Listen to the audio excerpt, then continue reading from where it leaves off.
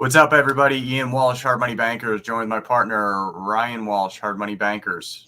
What's up, Ryan? I like the. Yeah, I was just trying to get them both efficiency. Yeah. So I think we've just been heading towards. So this is the Dow Daily. I told you I'd be doing an updated, chart on because the other one was getting crazy. But this is just the Dow Daily, and I don't think there's much. Everybody's talking. Well, I guess you keep seeing like these like little newscasts about Omicron, and which doesn't make sense that because unless everybody's going to die immediately from Omicron, I don't see how that's going to be the. They're just blaming the market dip right now on Omicron. Are you seeing the same thing? I think so. There's no news that jumps out to me. As we said before, like we already went to the Delta variant and saw the impact of that. So what makes Omicron different? Like it's got to be more dangerous, right? Yeah, I think there's something underlying. I think Omicron was just kind of the way they could just get the cash quickly moved. And then I think there's something big pending behind it. I don't see. I'll tell you this much. If Omicron is the thing, that's a real SANDARALLY because it's not enough to break the market. And it'll, right. In 30 days, we'll have a pill and everybody will get excited or whatever. The market will get excited and then it'll rally back up. But if Omicron is not the thing, and that was just like the start of the move, we're looking at a different situation here where we're approaching, the end of times line, and it's a little different. Yeah. So I don't know yet. We don't know yet. Nobody knows yet, really. Well, I mean, somebody knows, but we don't. So all I can say though is from like a chartist perspective, that let me see, tapering is an issue and supply chain. So from a chartist perspective, I feel like I should be doing this beforehand. I mean, these are huge moves we're talking about. Like enormous. Like Evergrande, like bigger than Evergrande. Bigger than Evergrande. Yeah. So this is Evergrande right there. And nobody's talking about it, right? Yeah. Yeah. This is yesterday or 2 days ago. Like that's big. That's really big. That's 1,000 points, 1,100. That's when you get 1,000-point days in this market, something's happening. I shouldn't say nobody's talking about it. You know what I should say? I should say mass media is not covering it. They're just saying Omicron, right? Yeah. And this is a proper attack that we discussed on this line right here. This line is the end of times line. This is the line that we hit this. And this is why we're seeing this crazy volatility right now. This is why the market is going nuts, is because, as we got down there, I think yesterday or whatever, as we started to like peak at it yesterday or the day before, Brian, I know you were watching the open. I was waiting for you to kind of experience when you see that, where all of a sudden the volatility goes up like tenfold. I mean, it's printing at a speed that you can't even like keep up with. And the reason that is there is because that's fear. You're seeing fear in the market and you're seeing big whales move. So they're all aware of this line. They're watching our show. Obviously they're aware of the end of times line. And when they start to see it and they start to realize we're in striking distance, which we are, people get worried. And I don't think it's Omicron. That's really the issue here. I don't know what it is, but otherwise this is going to rally straight off this line and go straight through the roof. And we're going to see like Dow 50. But right. This is a proper attack on a line, though. This is a proper attack. I'm not, you can't discredit that. So, no, I'm with you. I think if Omicron is what they're using, then this is just a cash grab for a SANDARALLY, right? There's just no way it's going to react like it did to COVID, because like I said, we already did this with Delta, so. Yeah, and if you look at this volume too over the last 4 days, just this building volume on the daily, that's a lot of volume. It's the most volume we've had all year.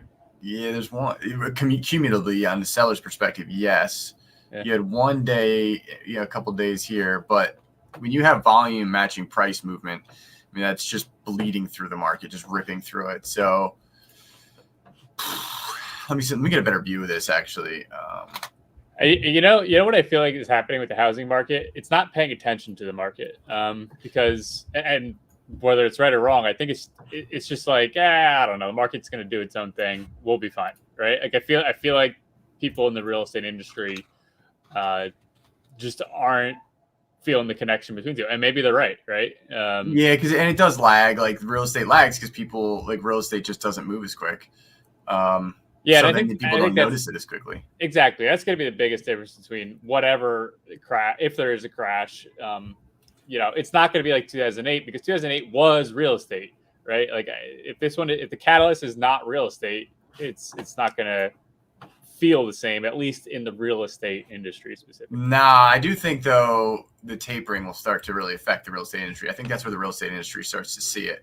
Yeah. Or starts to really feel it if there's not a bigger drop in the meantime. Hyperinflation would be an issue. But I think those 3 to 6 month lag is pretty common in real estate to the actual market. So, I'm just trying to mark some potential lines that I guess could, market could check up at. But you can see this trend line that I drew from COVID. So these are your COVID lows right here. Right. And then the only line surviving right now to where we are is this big trend line that I have drawn up. And the one we happen to be at right now. The one we happen to be at, right? This is the one we've been waiting for. This is the end of times line. Well, so it kind of bounced off of it right now. So I mean, it looks like it like a decision point.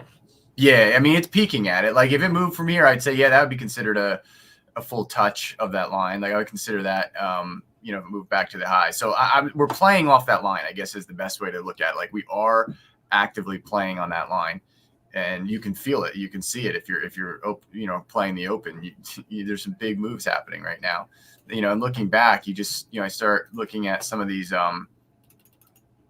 bars, you kind of go, all right, where are the big days? Anytime you're looking back, here's one, but none of these are really as big as that one arrow I just touched. Let me see if we even have one that big during COVID. This one's pretty big.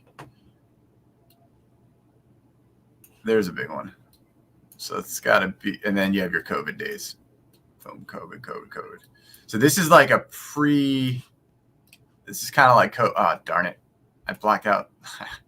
This is what started COVID right here, right? This was like when China kind of announced you get these kind of days that happen real quick. And then the market breathed a little bit while it was waiting right in here because it was saying, is it coming over? And this, I'm guessing this arrow right here, somewhere in here was when it was like first case enters the United States. It just falls off a cliff. So, but this is a big day. This is a big day right here. So we're at the line. I mean, this week, next week, I don't have anything else in the news. Do you have anything in the news that's saying, I mean, they had payroll today, like some payroll numbers, which moved the market, but the market doesn't really care about that right now. But I don't have anything as I'm looking through news that is significant enough to break the market. Do you? I think based on the information I have right now, I'm wearing my SANDARALLY outfit. Yeah. Oh, is that why you got that on? No, it's not why I have it on, but I'm using it now for the show. Oh, yeah. I just have it on because it's incredibly comfortable and I work from home. So I was going to say, do you have to wear that every day now for a SANDARALLY? Maybe. Yeah. Make it happen.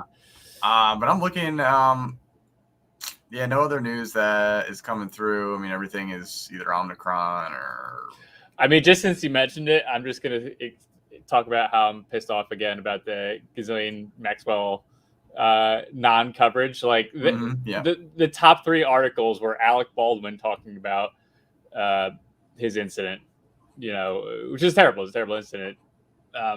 But that trumps the Ghislaine Maxwell coverage right now. Arguably, I would say the biggest trial of our history, and it's just being it should be the biggest trial we've ever seen in our entire lives. Like world leaders, whatever. Yeah, it's crazy. It's crazy. It's just insanely controlled. It's the only reason that we don't have 1 million viewers right now. It's the only reason. That makes sense. It's being controlled. Like this should easily be at 1 million right now. Easy.